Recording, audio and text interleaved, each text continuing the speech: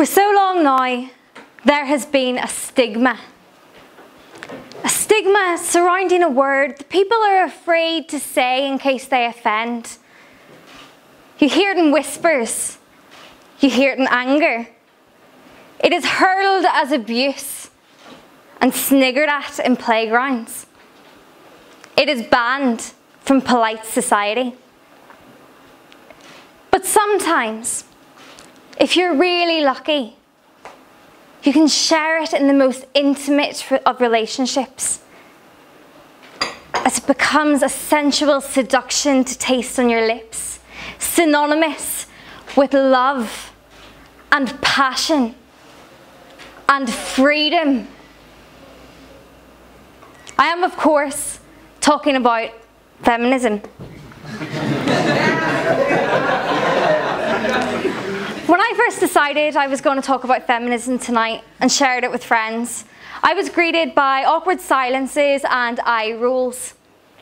And that's what you get in general. Why? Because people are cynical. People are fed up of hearing about women's rights.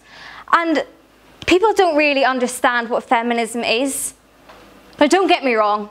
I know where you're coming from. I was there too. I was first diagnosed with this illness called feminism when I was in second year of university. And I had this male lecturer, and he walked into the room and he said, "Put your hands up if you are a feminist." And a few people in the room put their hands up. And the rest of us looked around and shifted awkwardly from side to side. And Dr. Thielen was furious. He said, "How can I be standing in a higher education building with a room of 3/4 women and you are not feminists?" Well, my hand shot up right away and I said, "I don't call myself a feminist, I call myself an equalist. Because I don't believe that we should fight just for women's rights when men are just as important in society as they are." Dr. Thielen scoffed. He said, "Don't you understand? That's what feminism is." So tonight I want to question your idea of what feminism is. And I'm going to do that by telling you a story. This is a story about two brothers, two very close friends of mine, Nathan and Paul.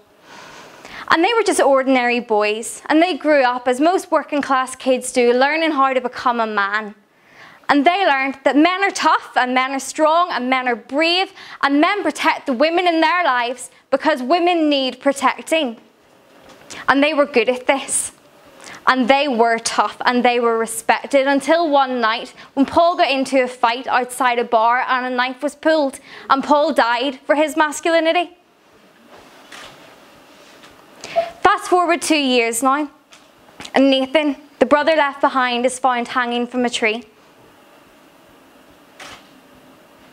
When we teach girls to be princesses and we teach men to be knights in shining armour, and we don't teach men how to deal with their emotion, this is what happens.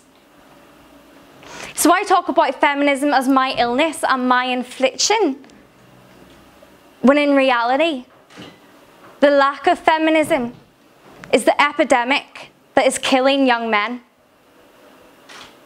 So what are we going to do? Let's call ourselves feminists. Let's call out sexist behaviour and attitudes. Let's speak up. Thank you.